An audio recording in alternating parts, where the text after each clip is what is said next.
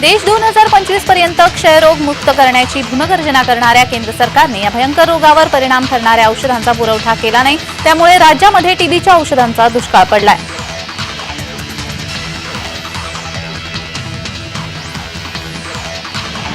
रविवारी पश्चिम रेल्वे मार्गावर मेगा ब्लॉक घेण्यात येणार आहे। सिग्नल यंत्रणा, रेल्वे रूळ, ओव्हरहेड वायरच्या देखभाल दुरुस्तीसाठी हा ब्लॉक घेण्यात येईल। या कालावधीमध्ये काही लोकल सेवा उशिराने धावणार असून काही गाड्या रद्द करण्यात आल्यात।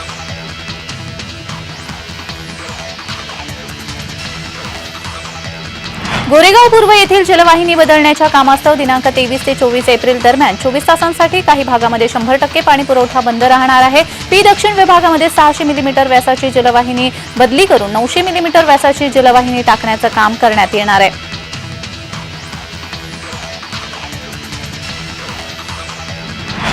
रुग्णाला उंदीर चावल्याप्रकरणी ससूनचे वैद्यकीय अधीक्षक डॉक्टर अजय तावरे यांना हटवण्यात आलेला आहे। ससून सर्वोपचार रुग्णालयातील अतिदक्षता विभागामध्ये दाखल रुग्णाला उंदराने चावा घेतल्या प्रकरणात चौकशी समितीने ही मोठी कारवाई करत ससूनचे अधीक्षक अजय तावरे यांना तात्काळ पदावरून हटवलंय।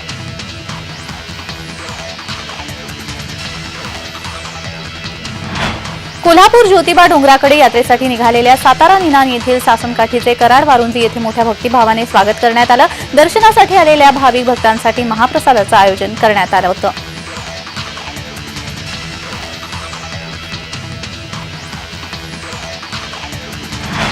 त्र्यंबकेश्वर मध्ये अन्न आणि औषध प्रशासनाची कारवाई झालेली आहे। 135 किलो भेसळयुक्त मिठाईचा साठा जप्त करण्यात आलाय। त्र्यंबकेश्वर मंदिर परिसरातील पेढा आणि स्पेशल मलाई बर्फी विक्रेत्यांवर कारवाई करण्यात आली। भेसळीच्या संशयावरून अधिकाऱ्यांनी टाकलेल्या छाप्यामध्ये 135 किलो भेसळयुक्त मिठाई आढळल्यानंतर कारवाई करण्यात आली। पेढा आणि स्पेशल मलाई बर्फीच्या नावाखाली भेसळयुक्त मिठाईची विक्री केली जात असल्याचं उघड झाल्यानं खळबळ उडाली आहे।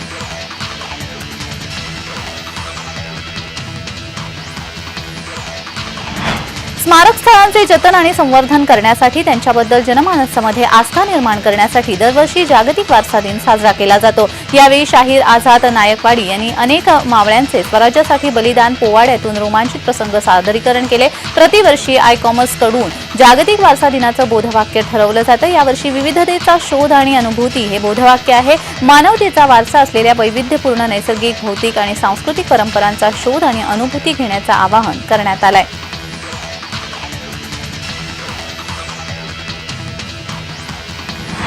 नवी मुंबईतील नेरूळ येथे पाम बीच मार्गावर 3 फ्लेमिंगो पक्ष्यांचे मृतदेह आढळल्याने खळबळ माजली आहे। नवी मुंबईच्या खाडी किनारी पाणथळ क्षेत्रामध्ये फ्लेमिंगो पक्ष्यांचा अधिवास मोठ्या प्रमाणावर असतो। मात्र भराव टाकून खाडी किनारा बुजवणे, पाणथळ क्षेत्राजवळ उंच इमारतींचे बांधकाम करणे यामुळे फ्लेमिंगो पक्ष्यांचा अधिवास धोक्यात आलाय। या प्रकरणी पक्षीप्रेमींनी या घटनेची सखोल चौकशी करण्याची मागणी देखील केली आहे।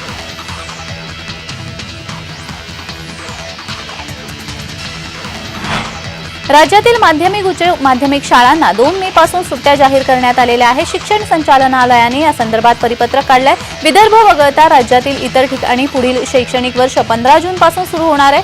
शिक्षण संचालनालयाने जाहीर केलेल्या परिपत्रकानुसार संपूर्ण राज्यातील प्राथमिक, माध्यमिक आणि उन्हाळी शाळांची सुट्ट्यानंतर शाळा सुरू करण्यासंदर्भात सूचना देखील देण्यात आल्यात।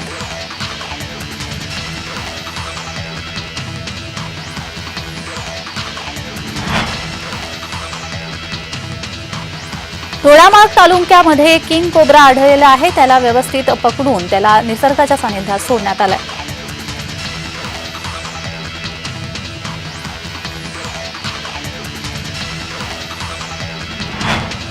पंजाब किंग्स विरुद्धच्या IPL सामन्यामध्ये षटकांची गती धीमी राखल्यामुळे मुंबई इंडियन्सच्या कर्णधार हार्दिक पांड्याला 12 लाख रुपयांचा दंड ठोठावण्यात आला। गुरुवारी झालेल्या या सामन्यामध्ये मुंबईने 20 षटके टाकण्यासाठी असलेल्या निर्धारित वेळेमध्ये 2 षटके कमी टाकली।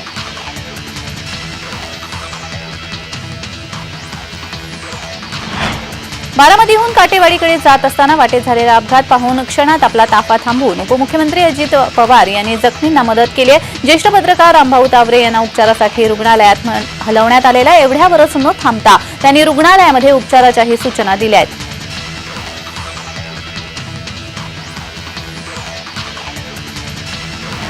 पुण्यात पुण्यात उन्हाळ्याच्या सुट्टीमध्ये दरवर्षी आकर्षण असलेल्या बाल चित्रपट महोत्सवाला सुरुवात झाली असून हा महोत्सव 25 एप्रिलपर्यंत सुरू राहणार आहे। या महोत्सवाला माजी महापौर मुरलीधर मोहोळ, उद्योगपती कृष्णकुमार गोयल आणि राजू कावरे उपस्थित होते। पुण्याच्या सांस्कृतिक क्षेत्रामध्ये संवाद पुणे या संस्थेचे विशेष असं महत्त्व असून गेली 24 वर्षे या बाल चित्रपट महोत्सवाचं सातत्य टिकवून ठेवणे ही विशेष बाब असून यापुढे आंतरराष्ट्रीय बाल चित्रपट व्हावा याकरता विशेष सहकार्य करण्याचं आश्वासन माजी महापौर मुरलीधर मोहोळ यांनी दिलंय।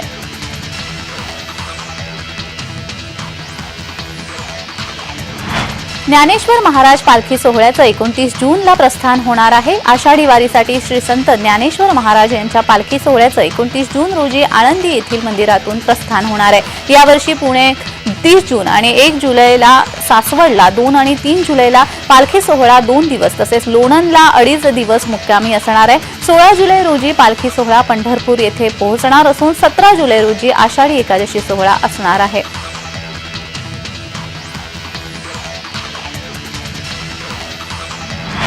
गेल्या 3 दिवसात छत्रपती शिवाजी महाराज आंतरराष्ट्रीय विमानतळावर मुंबई कस्टमने 5,71,00,000 रुपयांचे 9.482 किलो सोने जप्त केले आहे। यात 8 प्रवाशांना अटक करण्यात आली आहे।